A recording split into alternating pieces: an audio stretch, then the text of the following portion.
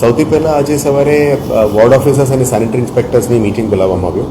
એમાં બે મુદ્દા ચર્ચા કરવામાં આવી. ખાસ કરીને સિટીની વધતા ગંદગી ના ઉપર કાર્યવાહી કરવા માટે અમુક સંસ્થાઓની સામે જે ગંદકી પડી છે, આ જે સંસ્થાઓ રોજ ગંદકી ફેલાવે છે આવા એકમો ઉપર પગલાં લેવા માટે અને હેબિચ્યુઅલ ઓફેન્ડર્સ હોય તો આવા દુકાનો, આવા મકાનોને સીલ પણ કરવાની પણ એમને સૂચના આપી છે. કારણ કે હેબિચ્યુઅલ ઓફેન્ડર્સને અમે કેટલું પણ નોટિસ ઇસ્યુ કરીએ એમાં સુધારો ના આવે એના ઉપર કાયદાકીય પગલાં લેવાનું જરૂરિયાત છે.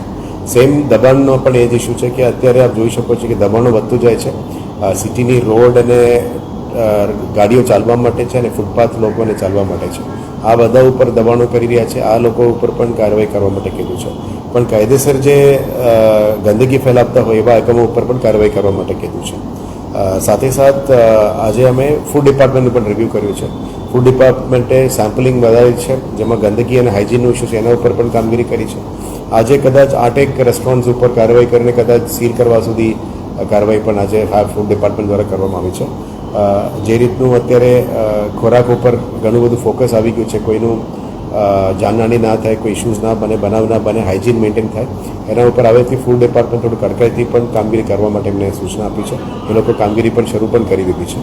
આના પછી ડેપ્યુટી એન્જિનિયર્સની અમે મિટિંગ કરી હતી. એટલે સેનિટરી ઇન્સ્પેક્ટર્સ, વોર્ડ ઓફિસર તમામને બહુ કડક સૂચના આપી છે કે જે પણ તમારે પગલાં લેવાનું છે નીચે એટેન્ડન્સમાં, સુપરવાઇઝર્સમાં, વ્હાઇટ કોલર્સમાં અને ગંદકી ફેલાવનાર એકમો ઉપર કાર્યવાહી કરવાનું, એ ઉપર વધારે ફોકસ કરવાની સૂચના આપી છે.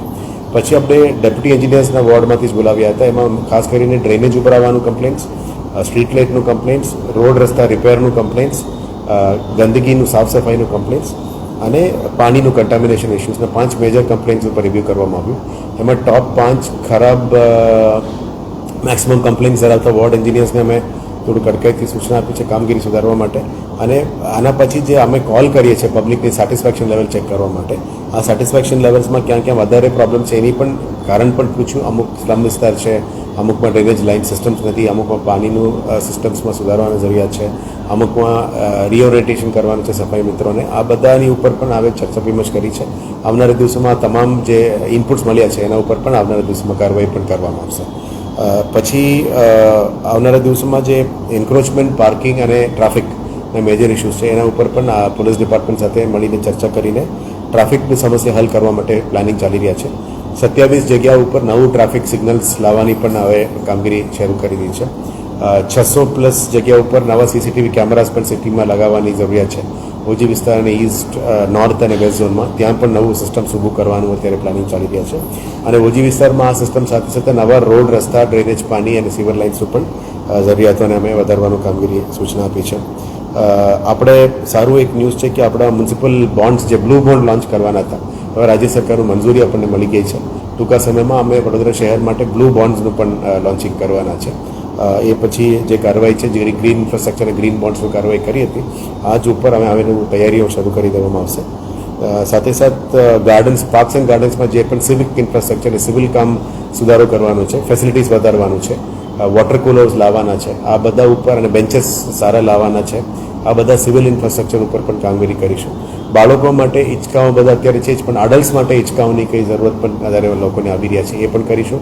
અને જે પાર્ક્સમાં વધારે સુવિધા કરવાનું છે એ બધા સિવિલ ઇન્ફ્રાસ્ટ્રક્ચર સુધારો કરવા માટે પણ સૂચના આપી છે. ટૂંકા સમયમાં આપણે 31 સોલર ટ્રીઝ રેડી થઈ રહ્યા છે, એને પણ ખાતમુહૂર્ત લોકાર્પણ પણ કરવાના છે. આનાથી એનર્જી સેવિંગ્સ પણ આપણે કરવાના છે અને એ પ્લાનિંગ ચાલી રહ્યા છે. અને શહેરમાં આપ જાણો છો કે કેપ્ટિવ પાવરથી ગ્રીન એનર્જીનું ઇન્ફ્રાસ્ટ્રક્ચર પણ વધારવા માટે સોલર અને વિન્ડનું પ્લાનિંગ ચાલી રહ્યા છે. એ પણ એડવાન્સ સ્ટેજમાં આવી ગયું છે. હવે તે આપણે જે પ્લાનેટોરિયમમાં પણ MOU કર્યા હતા, પ્લાનેટોરિયમમાં પણ ટેલિસ્કોપ અને નવા એકમો સાથે ફરી રીઓપન કરવા માટે પણ અત્યારે પ્લાનિંગ ચાલી રહ્યા છે. ટૂંકા સમયમાં એના ઉપર પણ કાર્યવાહી હાથ ધરીશું. એસિસ્ટન્ટ કમિશનર્સને ખાસ કીધું છે કે તમારા ઝોનમાં વોર્ડ ઓફિસર, સેનિટરી ઇન્સ્પેક્ટર્સનું કામગીરીને સુધારો.